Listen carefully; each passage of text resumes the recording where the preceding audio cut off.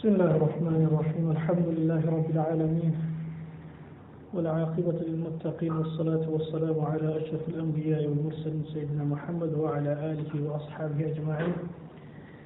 إن الحمد لله نحمده ونستعينه ونستغفره ونعوذ بالله من شرور أنفسنا ومن سيئات أعمالنا من يهد الله فلا مضل له ومن يضلل فلا هادي له ونشهد أن لا إله إلا الله وحده لا شريك له ونشهد أن محمدا عبده ورسوله أرسله بالحق بشيرا ونذيرا بين يدي الساعة من يطع الله ورسوله فقد رشد ومن يعصهما لا يضر إلا نفسه. أعوذ بالله من الشيطان الرجيم. بسم الله الرحمن الرحيم. إن الله وملائكته يصلون على النبي يا أيها الذين آمنوا صلوا عليه وسلموا تسليما.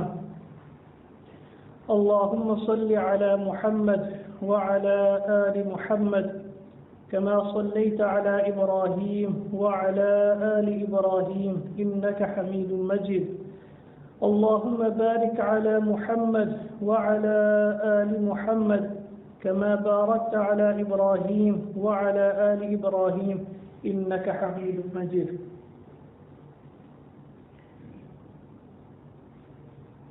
Every facet of our life, every time that passes, there is a reason why we have to glorify Allah Azza wa Jal and we have to thank Allah Azza wa Jal.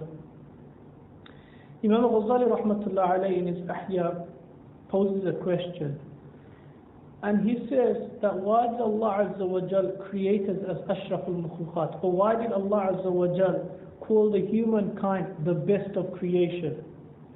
Then he answered this question using a few rhetorics. He says that is it because we're big in size? He says that if that was the case, then the ashraful makhluqat would have been the biggest sort of creations. Is it because we've got the power of killing? Then he said that then the ashraful makhluqat would have been the better predators like the tigers and the lions. And he mentions a few other characteristics and animals that are associated to those characteristics. Then he says that the reason why Allah subhanahu wa ta'ala has created us as ashraful makhluqat is because of the intellect Allah subhanahu wa ta'ala has given us, the aql that Allah Azza wa Jal has given us. That using this intellect that Allah subhanahu wa ta'ala has given us, we can do wonders. Okay? We can take the earth and make it rise towards the sky. We can take metal and make it fly. Okay, so we can do wonders once the aql is used. And that is why Allah subhanahu wa ta'ala mentions the purpose of our creation in this world is وَمَا خَلَقْتُ الْإِنسَ وَالْجِنَّ إِلَّا لِيَعْبُدُونَ. That I have not created man or jinn except for my worship. Now this is brilliant, because Allah subhanahu wa ta'ala with this ayat had a different goal. His goal wasn't worship. His goal was something else. And this is explained by Allama Suyuti in the famous tafsir. That Allah Azza wa Jal here actually meant that He created man and insan, and this is the tafsir of Ibn Abbas radiallahu anhu. So Allah Azza wa Jal created man and insan for the ma'rifah, to recognize Allah subhanahu wa ta'ala. That this aql that Allah Azza wa Jal has given us, the purpose Allah subhanahu wa ta'ala has given us this aql is to recognize who Allah Azza wa Jal is. And that would be through worship. And that would be through worship. So we will recognize Allah subhanahu wa ta'ala through our ibadat. That when we do any ibadat, we will ask ourselves that why are we doing this ibadat? That first thing in the morning, why do we have to pray Fajr? After midday, why do we have to pray Dhuhr? Asr, Maghrib, Isha. Why do we have to fast a whole month? Why do we have to keep hungry? That will pose a question, and that question will refer us back to Allah subhanahu wa ta'ala. So it is through worship that we will recognize Allah subhanahu wa ta'ala. So our creation in this world is to recognize Allah subhanahu wa ta'ala, so that we can get that companionship with Allah subhanahu wa ta'ala. And when that relationship with the slave and with Allah Azza wa Jal becomes strong, and it's bonded. And we'll understand this bonding through the story of Musab ibn Umayr, that how that bonding took place and how strong that bonding was. When that bonding takes place, there can be no obstacle that will take you away from Allah Azza wa Jal. Once you've reached wilayat, once you've reached the friendship of Allah subhanahu wa ta'ala, or even more higher than that, the ubudiyyah, you became a true slave of Allah subhanahu wa ta'ala, and that's the highest degree and the best degree a human can come to be the true slave of Allah subhanahu wa ta'ala. That's why one of the titles Allah subhanahu wa ta'ala used when he was describing Rasulullah sallallahu alayhi wa sallam in that journey of Isra and Mi'raj, where Rasulullah sallallahu alayhi wa sallam was to get the closest proximity to Allah subhanahu wa ta'ala that no man has ever achieved. Even Jibreel alayhi wa sallam says that I cannot take you further than this. You have to traverse this journey on your own. Even when Allah Azza wa Jalla was taking Rasulullah for that journey, Allah subhanahu wa ta'ala described Rasulullah sallallahu alaihi wasallam not by his name Muhammad, not by his name the Rasul, not by wilayat friendship, but with slave, Abdina. So the highest degree or the status me and you can reach, and we should always intend to reach, is this characteristic of becoming the true slave of Allah subhanahu wa ta'ala. Before we move on, something just came to my mind which wasn't planned, is to get an example and understand what it means to be the slave of Allah subhanahu wa ta'ala. There are certain incidents that are mentioned by the Sufi scholars about the king Mahmud Ghaznawi and his slave Iyad. They use this particular sort of two characters to explain how you can understand the relationship between a slave and a master should be. Now Mahmud had this particular slave Iyad, and both of them had a very strong friendship. They were bonded, and Mahmud loved Iyad and Iyad loved Mahmud. So one day the ministers, they became jealous. The courtiers of the king, they became jealous, and they said that why is this Mahmud our king? Why does he love this slave? Who the most the slave can do is wash his clothes, bring him food, meaning keep him comfortable, but he can't help him after that. Whereas us, when the king is in some sort of pressure, he needs some sort of counseling, we can do that. When he needs some sort of mashwara and consultation, we give him that. When it comes to different sectors, we take care of those. So we're actually more helpful than this particular slave. So why does this king love this slave so much? Mahmud heard about this, and he wanted to demonstrate exactly why he loved this slave. So he called everybody in his courtyard, and he took out a very precious stone. Okay, he took out a diamond, the best diamond he had in his treasury. He took it out, and he made all the courtiers come in front of him. And he placed this diamond into the hand of one, and he said, I want you to smash it into smithereens. Right? And this minister, he looked at the diamond, the value of the diamond, and he said that this king has gone mad. Right? How can I destroy this diamond? You know what? I'm not going to destroy it because I'm going to safeguard the treasure of the king. Okay, so the king took it away, gave it to the next minister. And the next minister thought the same, that how can I destroy something so valuable? Till he came to Iyad. And when it came to Iyad, immediately he smashed it. So the minister turned around, are you madman? Why did you destroy the wealth of the king? Iyad turned around and said that the value of this king doesn't mean anything to me, but the value of the command of my master means everything. And because my master commanded me, I destroyed it. And this is how our relationship with Allah Azza wa Jal should be. Whatever the command of Allah Azza wa Jal be, whether it is logical or illogical, we must follow it. We must follow it. One woman came to Aisha radiallahu anha and asked her that what is the logic that a woman, when she's in menstruation and she doesn't have to repeat the salat that she missed, but the fasting she has to, both are faraid.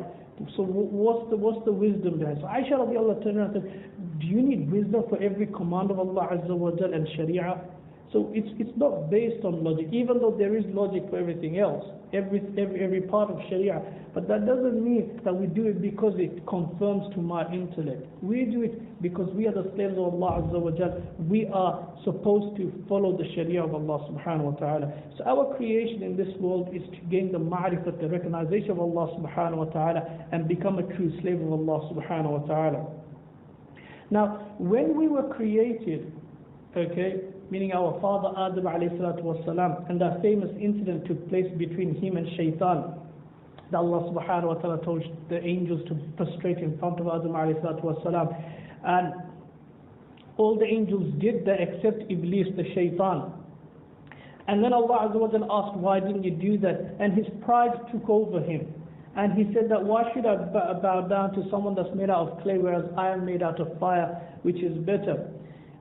And this whole incident happened, which is famous. We've heard it previously. But what is important here is what happened afterwards. When Allah Azza wa Jal abandoned Shaytan from Jannah, what happened there is very important. And that we must always reflect upon. That Shaytan made a challenge to Allah Subhanahu wa Ta'ala. And Allah Azza wa Jal made a challenge to Shaytan. The challenge Shaytan made to Allah Subhanahu wa Ta'ala, that the way you have exiled me from Jannah, and I'm never to return into Jannah. My abode is Jahannam. The way you've done that, I will make sure that I take all your creation with me into Jahannam. And Allah Azza wa Jal then made an exclusion. He said that except for my pious slaves. So we've got two tasks here. One is to understand our identities as why Allah Azza wa Jal has created us, and the second is that we have an open enemy that has declared our destruction, and he will deceive us and make sure that we enter the fire of Jahannam.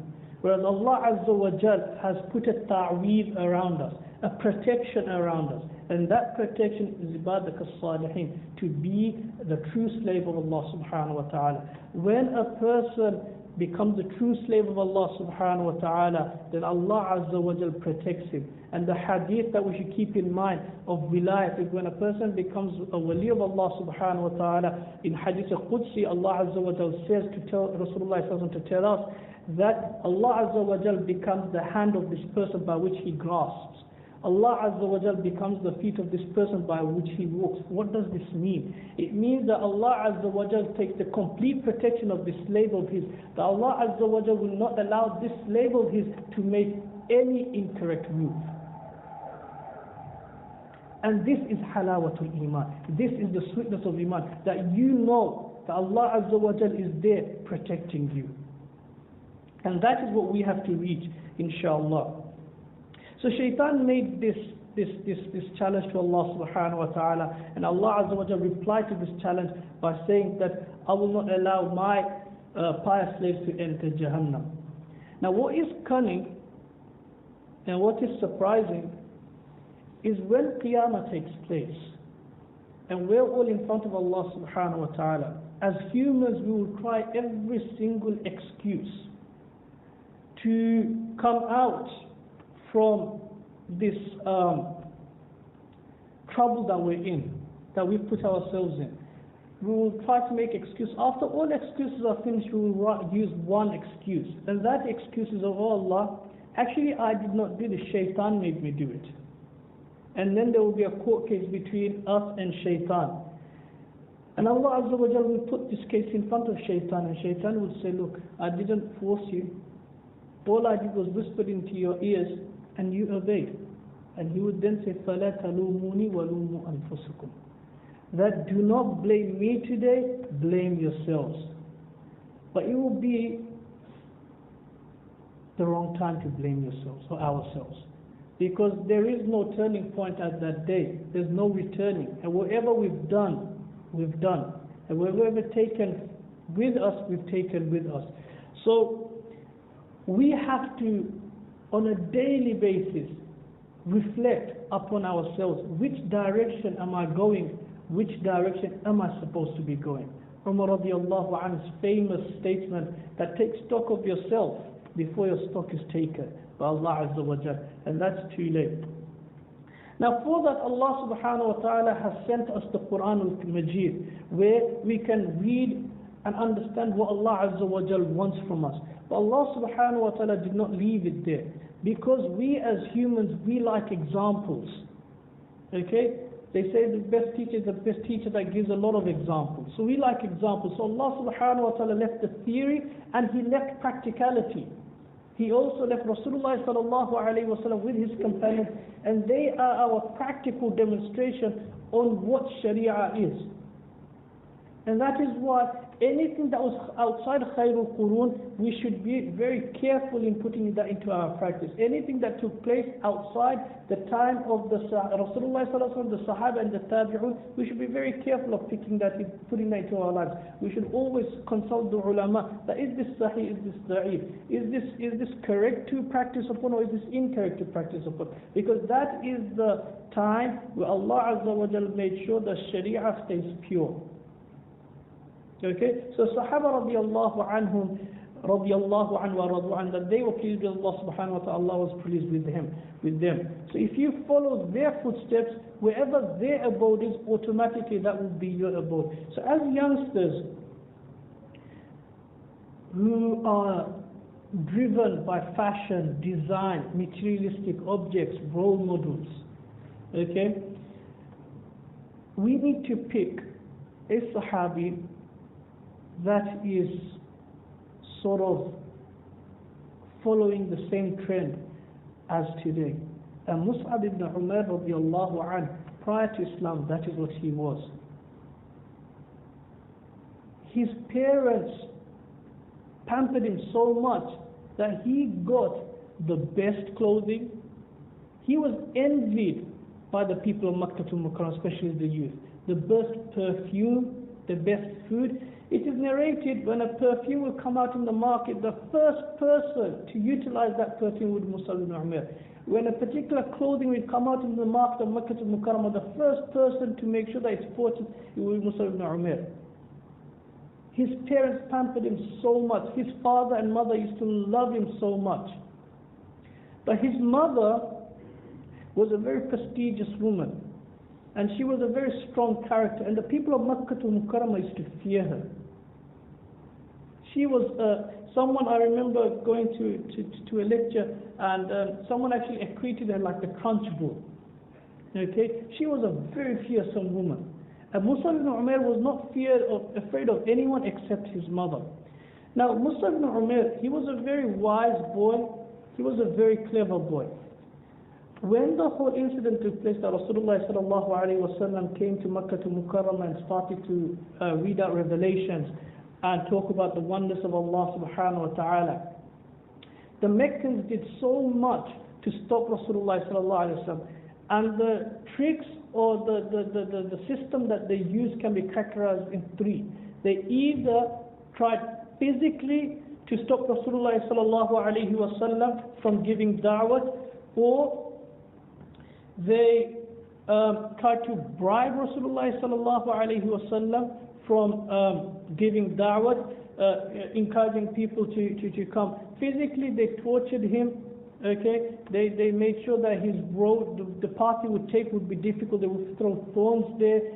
They would, when he would walk past, they would throw the trash of the house at him. At one time they tried to bribe him even, so they called him and they said, look, you stop your da'wah and we'll give you whatever you want. If you want the best woman, we'll give her into your hands in marriage. You want all the money, we'll collect the money and of Makkah to Mukarramah, we'll give that to you. If you want to be the king, we'll make you the king. And they also tried humiliating, mental torture.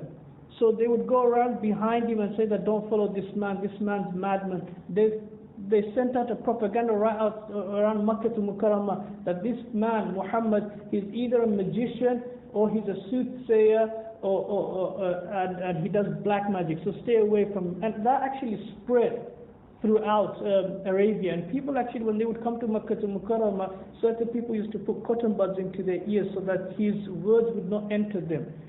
And some Sahaba, it is narrated, like Sa'd ibn Abi Waqqas radiallahu, that they would take out the cotton buds. Let's just hear what this man is trying to say. We are clever, so we can understand, distinguish between the truth and the false. So let's listen to his, and that would be the turning point, and that will make them accept Islam. So Musab ibn Umayr radiallahu anhu, he was a very clever man. So he said that, look, everybody's going against Muhammad sallallahu alayhi wa sallam, so why don't me myself go and see what this man has to say. I am a clever boy, I am wise, I can differentiate between the truth and the falsehood. So he went just to test what Rasulullah sallallahu alayhi wa sallam said. So he went to the house of Arqam ibn Arqam.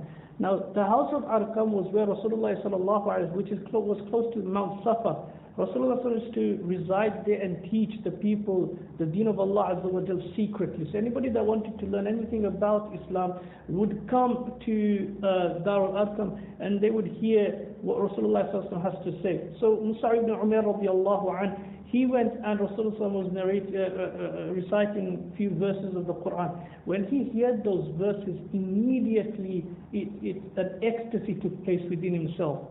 And Rasulullah had to put his hands on his chest to calm him down.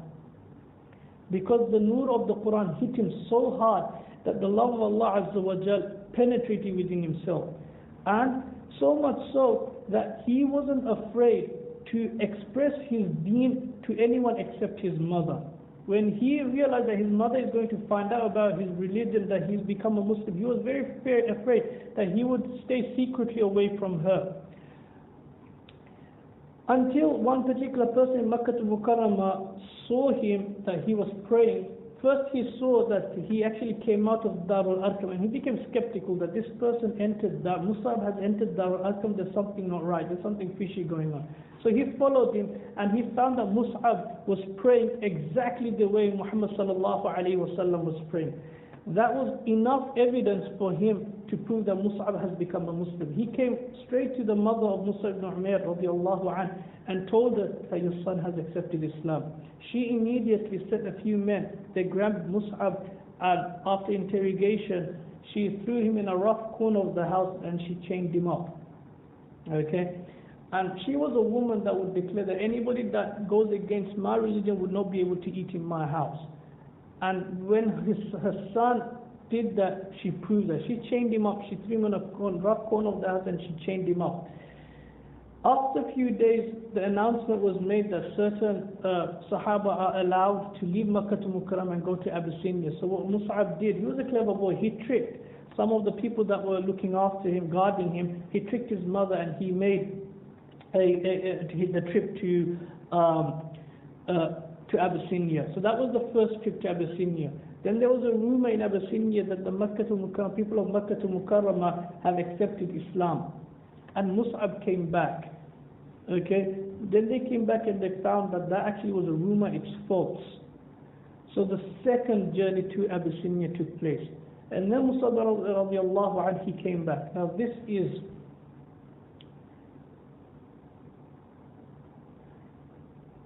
very strange. When Mus'ab radiallahu anhu came back and he entered Makkah to Mukarramah, everybody saw him and they started to cry. And the reason for that was, here is a boy that was wearing the most expensive of clothing. Here is a boy that used to have the best of the best. And today he is entering Makkah to Mukarramah with a very rough piece of clothing which had many patches. And people seeing that started to weep. Rasulullah sallallahu alayhi wa sallam, when he saw Musab ibn Umayr, he was very happy. He called Musab ibn Umayr up and he said, I remember Mus'ab walking down these roads of Makkah to Mukarramah with a lot of beautiful clothing. And this was a sort of to make Musab radiallahu anhu heart light. Now this is halawatul iman. When the sweetness of iman entered Mus'ab radiallahu anhu's heart, remember the first part of his Islam was a very difficult part. He went through a lot of hardships. But now he is ready to sacrifice that comfort for Allah subhanahu wa ta'ala. Meaning he found comfort in the deen of Allah subhanahu wa ta'ala. And that's why Rasulullah sallallahu alaihi wasallam was happy to see him. When his mother heard that he had arrived, she tried to trick him into changing his religion and to imprison him if he doesn't. Mus'ab radiallahu anhu realized that, and he made an oath that anybody that tries to take me in this time, I would kill that person. And when everybody saw that Mus'ab radiallahu anhu was serious, they did not have the courage to actually go up to him and get him. Now, at this time, a very important incident took place. 12 people came from Madinatul Munawwara, and they came for the Hajj season, and they accepted Islam after listening to Rasulullah sallallahu alaihi wasallam. Now they were to go back to Madinatul Munawwara, and they've accepted Islam. Rasulullah sallallahu alaihi wasallam has realized that Madinatul Munawwara is a very barren land. It's a very fertile land, and if I sow the seed of Islam in Madinatul Munawwara, then the world will flourish with Islam. So he had to make a very important judgment, that who can he send to Madinatul Munawwara that will look after these 12 people and teach them Islam and invite people to Islam in Madinatul Munawwara. And he chose Musab ibn Umayr radiallahu anhu. He chose Musab ibn Umayr radiallahu anhu.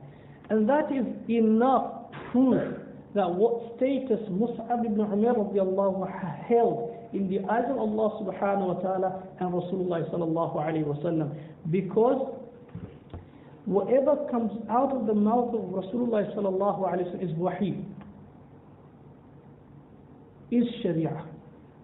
And that's why when we classify hadith, we say that whatever Rasulullah said, his actions and whatever he approved of becomes hadith. And hadith is a source of sharia. Meaning that Rasulullah sallallahu alaihi wasallam can never make a wrong judgment. Rasulullah sallallahu alaihi wasallam can never see wrong taking place in front of him and keep quiet. If ever a wrong took place in front of Rasulullah sallallahu alaihi wasallam, he would never keep quiet. Therefore, if something took place in front of Rasulullah sallallahu alaihi wasallam, he kept quiet about it, that means that is part of sharia, is acceptable. So whatever Rasulullah approved of is hadith, whatever he acted upon was hadith, whatever he said was hadith. So this was sharia. This actually proves Musab ibn Umayr radiallahu anhu's status in front of Allah subhanahu wa ta'ala. Rasulullah sallallahu alaihi wasallam sent him to Madinatul Munawwara, which is to become the capital of Islam. He sends him to Madinatul Munawwara as his ambassador to teach the people of Madinatul Munawwara Islam, and to recite the Quran. He became the Al-Qari in Madinatul Munawwara. That's the laqab that people started giving, the reciter, because he would recite Quran. And that was his only da'wah. Whenever he was inviting people to Islam, he'd recite Quran Majid or Quran Sharif to them. So he went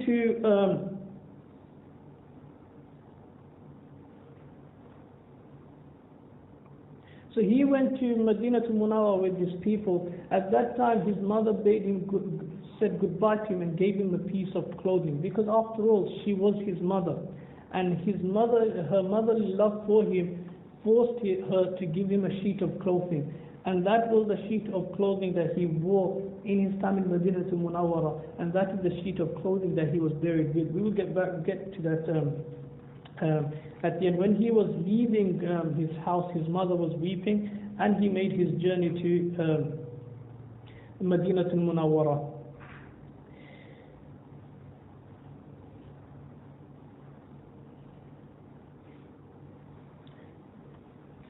While giving in Madinatul Munawwara, he was encouraging people to come to Islam, and people looking at his character, they accepted Islam. Till certain people became upset. Many of the leaders of the different tribes, they became very upset with Musab ibn Umayr. One of them is Mus'ab ibn Umayr. He was the leader of the Banu Abd al-Ashhal tribe. And he one day, when Mus'ab was giving da'wat, he became very upset, and he came with an arrow on the bow to Mus'ab ibn Umayr. So he was stretched. All he had to do is flung the arrow, and then he's got his target. So he came up to Mus'ab ibn Umayr very, very upset, and he's saying that you're the one that's changing our people from our religion. You need to go away from here. And everybody that was around him became very frightened and they left him. And Musab ibn Umayr was very calm. And Usaid was very, very angry and he was using a lot of harsh words.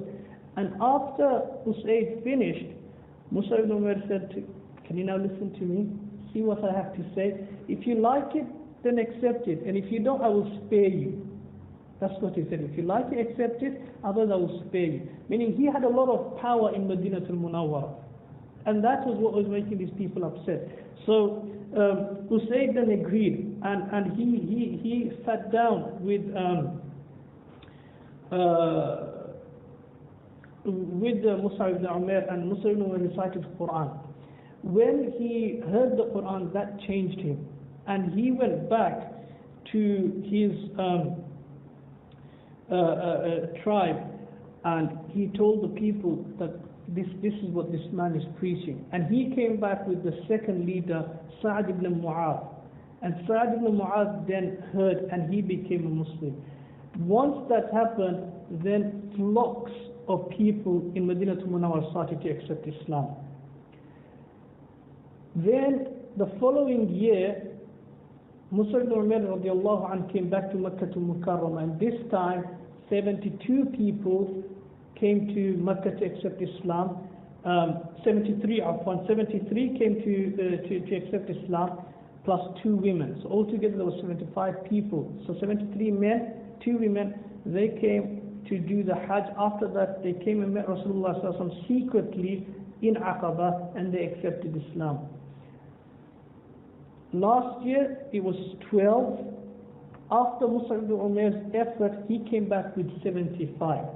That means a lot of people, in percentage-wise, in ratio-wise, a lot of people accepted Islam in Madinatul Munawwara. One youngster. And Rasulullah sallallahu alaihi wasallam was very happy with Mus'ab ibn Umayr's task, the mission that he did there. And now this takes us back to what Mus'ab was, what he became, and what he accomplished. And he was our age, right? So he was a very materialistic youngster. He sacrificed that when he realized that his master is Allah Azza wa Jal, that comfort lies in following the dictates of Allah subhanahu wa ta'ala. And Allah Azza wa Jal put the halawatul iman within his heart. And he realized that.